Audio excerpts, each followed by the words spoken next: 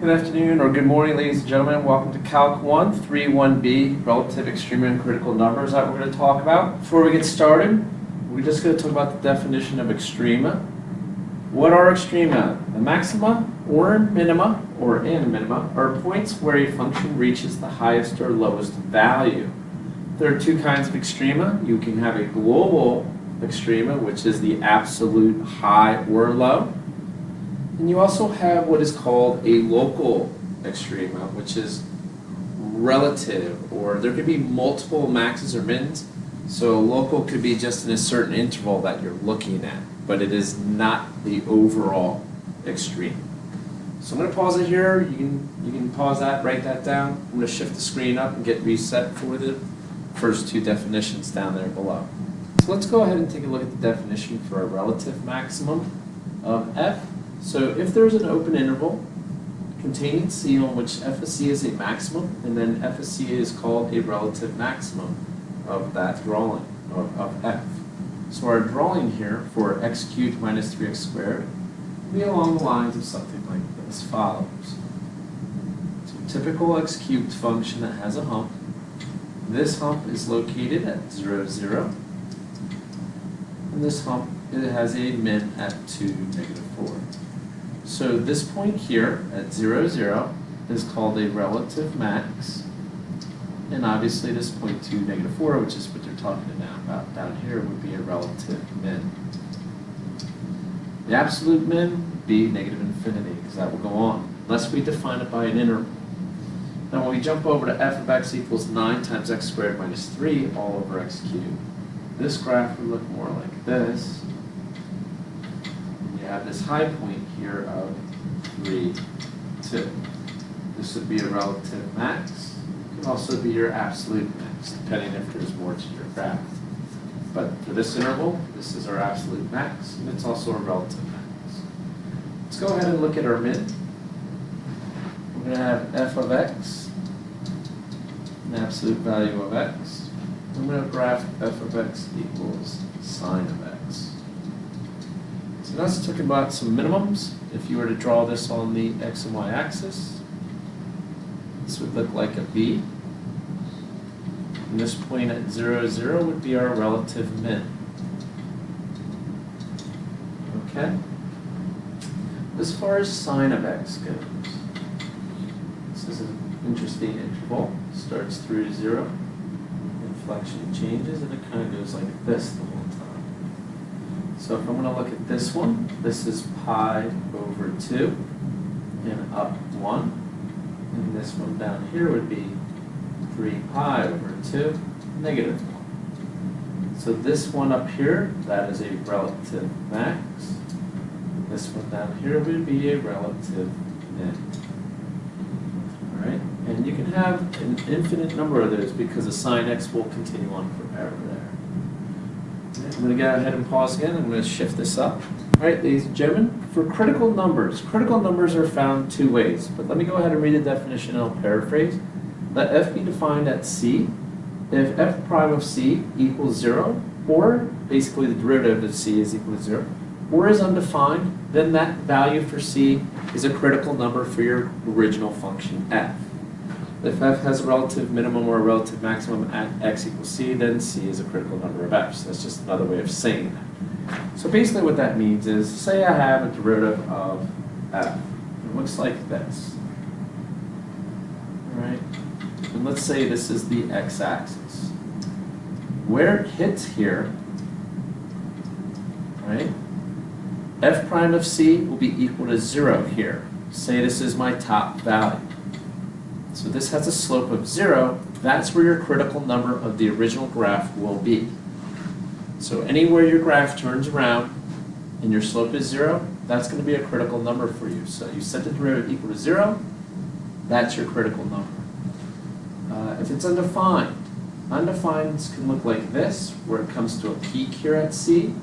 So this would be a slope to infinity, where your original graph could go to infinity, have a peak.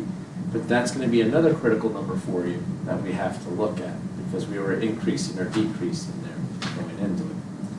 So critical numbers are found by setting the derivative equal to 0 or figuring out where the derivative is undefined.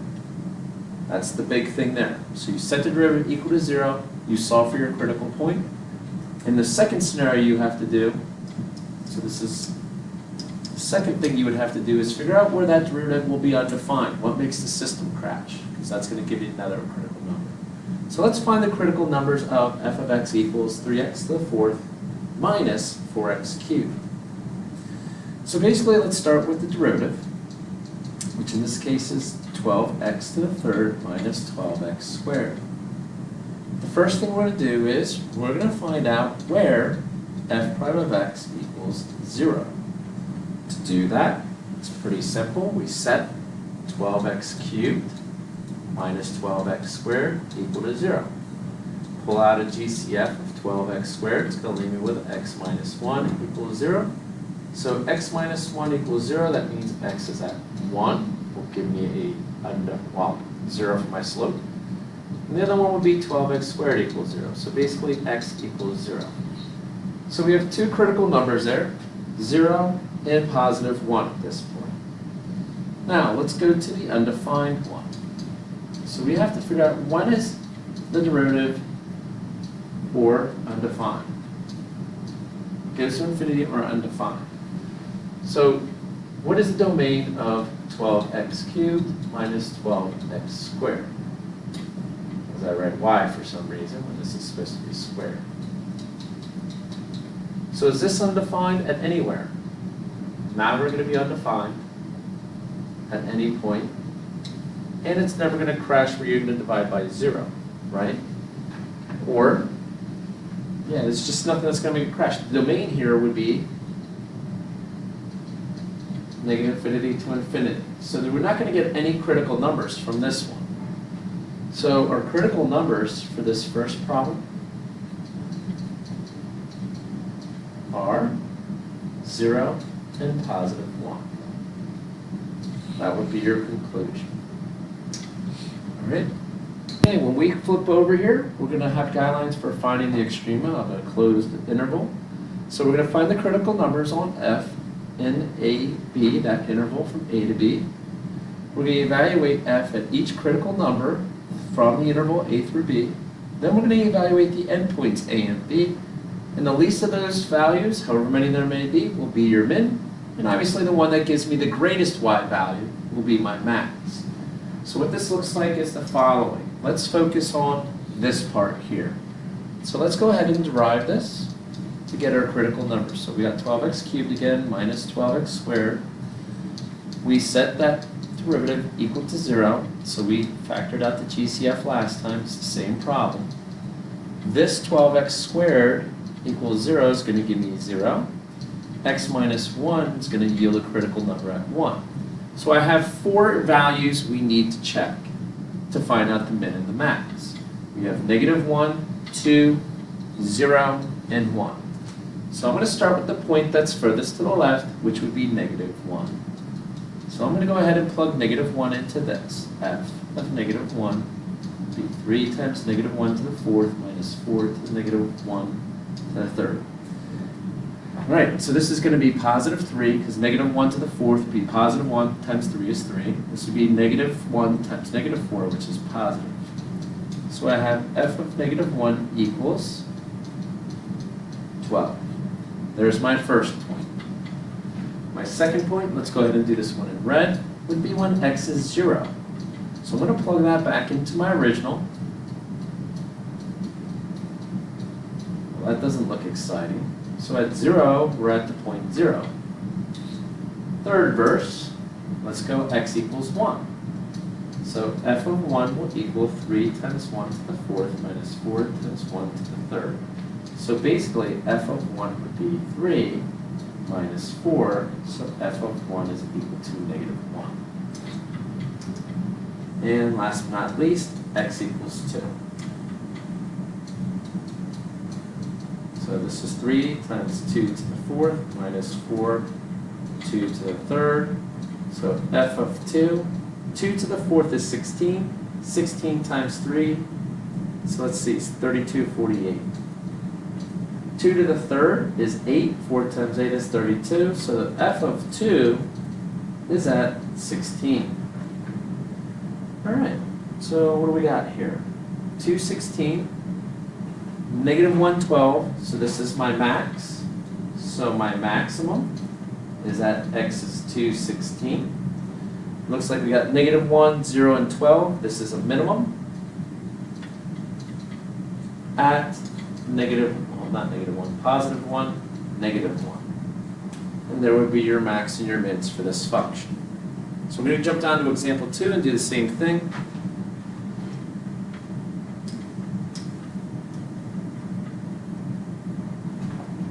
All right, slide this up.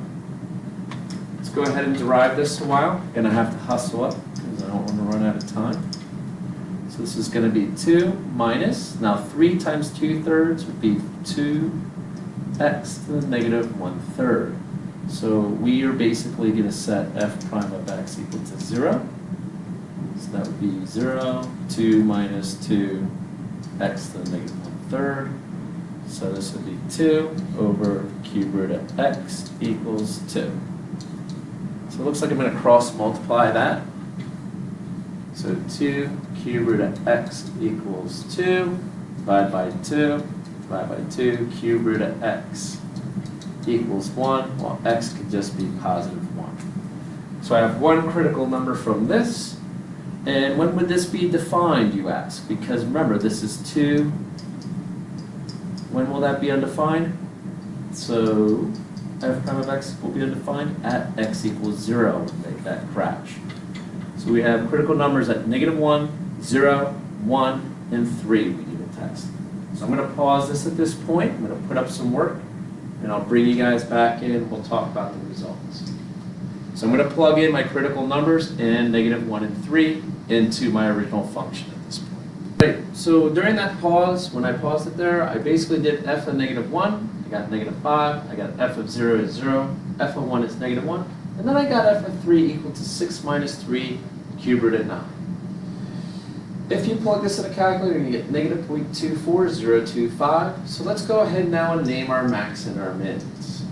So I guess I'll do this in red because I haven't used that one.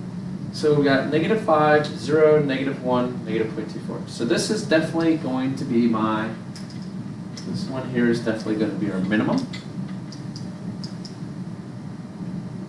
So at negative 1, negative 5, that's our min.